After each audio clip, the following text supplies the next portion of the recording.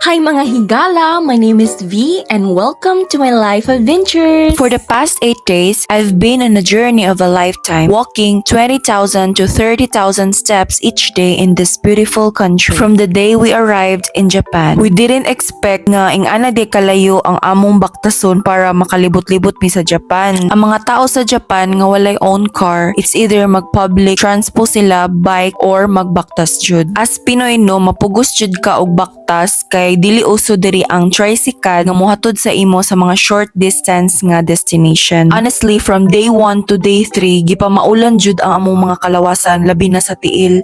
Kay wala man mi maanad og baktas og 20,000 to 30,000 steps a day. It's like a walk marathon gyud no, kay mura mi nagbaktas og from Butuan to Buena Vista or to Nasipit pa gyud. Just imagine that. Grabe. Kanang bisag grabe among kaon anang adlawan no, kay mahilis ra manggod siya kay nga naman kalayo among ginabaktas.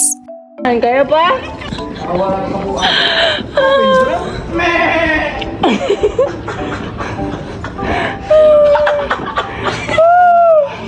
So dapat we should wear comfortable nga shoes para dili magsakit ang mga tiil. Gihangak o gikapoy na jud mi ani nga time no kay pasaka manggod mi ang among destination. And we will tour around Kobe Herb Garden. So see you on my next vlog and follow for more. Sayonara! Sige, bye!